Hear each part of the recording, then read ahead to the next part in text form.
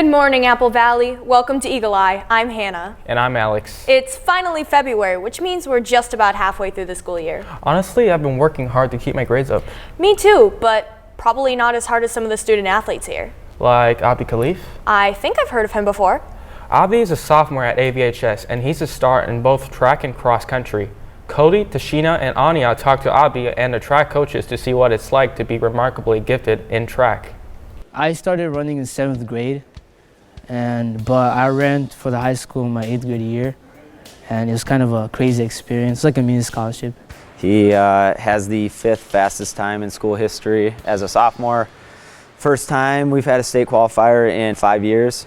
Going to state as a sophomore is definitely like crazy, but now I know how it feels like to go to state, so hopefully I'll go to state my junior year, senior year. He's got a lot of talent. He's very unique in that regard, but I think the thing that really has set him apart in the last year is he's starting to understand what it takes to be really, really good. I have goals I set for myself, not just being the fastest like freshman. I want to be like really good.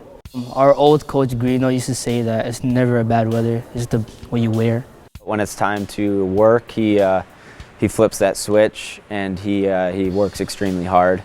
He's always known that he's talented, but he started to see that if I want to be the type of kid that can win a state championship or be at state meets every year, I have to do certain things in practice. And he went to the state meet in cross country last year, and the next week he's back saying, okay, when are we going to start training for track?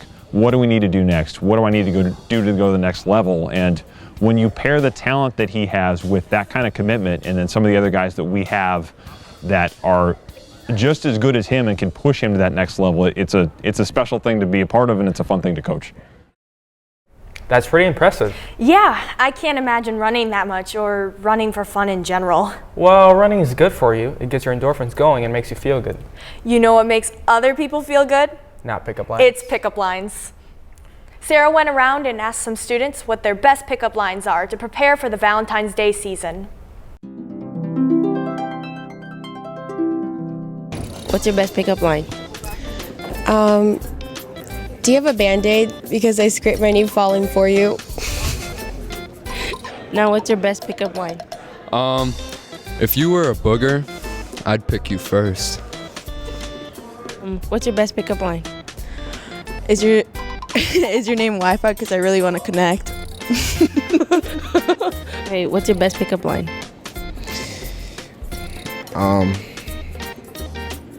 You can't spell menu without me and you, so what's up? What's your best pickup line? Are you a parking ticket? Because you got fine written all over you.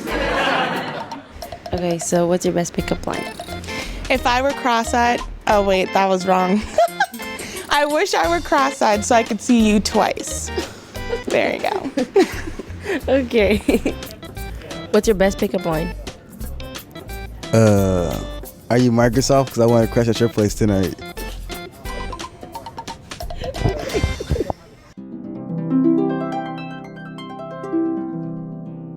Okay, some of those are cheesy. Yeah, but isn't that what's great about pickup lines? I'm not impressed. Well, something that might impress you is the story of Dennis Austin. Right.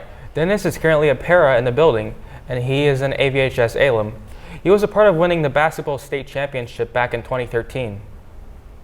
Yeah, but he didn't exactly do as well in the classroom as he did on the court. Morgan, Susan, and Elizabeth went to see how he was able to overcome his struggles. Right now, I'm a paraprofessional.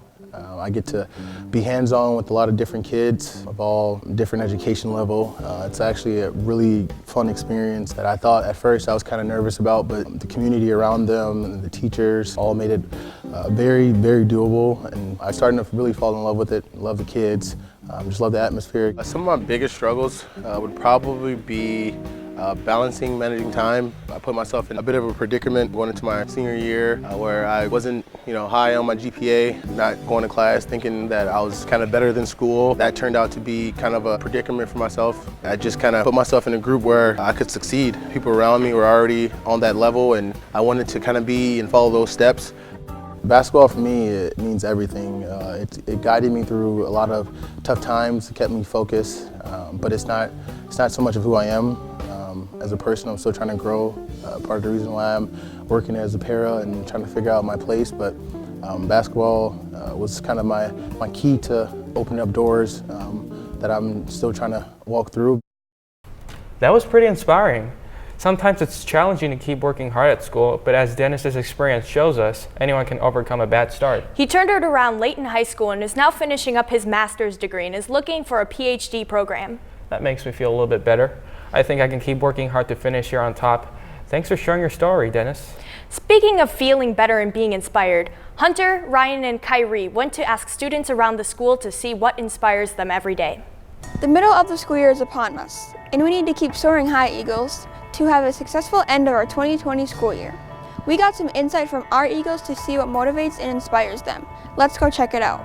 My mom, because she came here at a very young age with 5 kids all by herself, and she managed to do really well for herself and put all of us in school. A person that inspires me, his name is Eric Thomas. He's a motivational speaker. The reason why is because he provides visions for the future.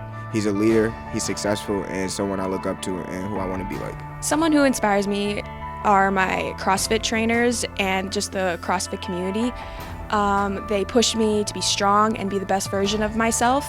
My mom inspires me because she's a single parent and she takes care of a baby at home, and she's getting her 3rd degree all by herself with no help.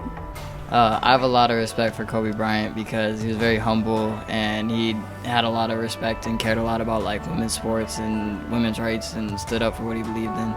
Find what motivates you and keep up with your positive goals. I'm Kyrie reporting for EaglEye.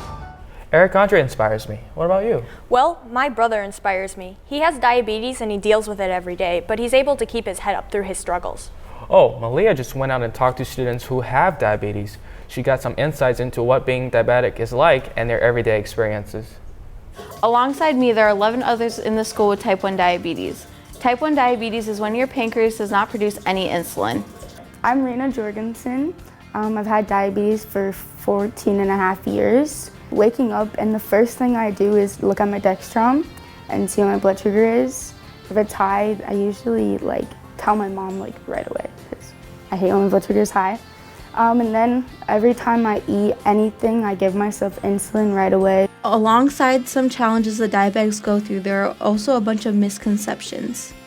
The biggest one that I literally got throughout middle school all the time was, oh my gosh, you ate so much candy. Is that why you got diabetes? No, that is definitely not why I got diabetes. I can have whatever I want if I give myself insulin. Diabetes can be a hard and frustrating thing. You can't even leave the house without making sure you have all of your supplies. And the prices of insulin recently have been skyrocketing, which makes it even harder. But we still can live a normal life. Reporting for EaglEye, I'm Malia Kamara.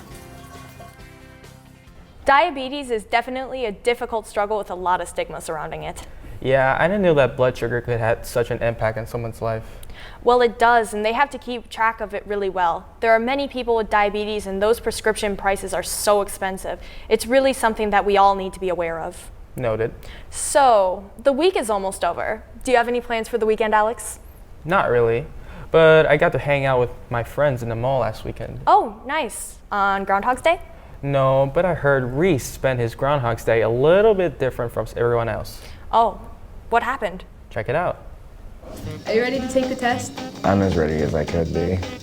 Good morning, class. Today, we're going to be taking our midterm. Good luck.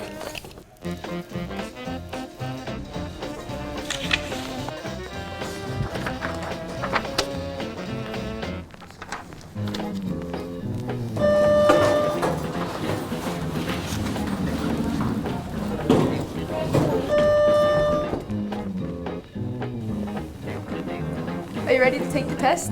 I thought we just took it yesterday. No.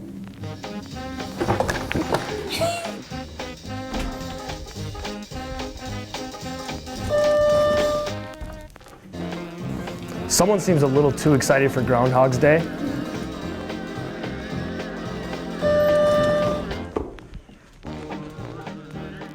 Well, that was fun. Yeah, kind of like the movie Groundhog's Day. Yeah, and since we're talking about acting, we should mention the one act coming up. Yeah, tomorrow the one-act play will be advancing to state competitions at St. Kate's University after winning first place at sections at Lakeville North. Are you a part of the one-act, Hannah?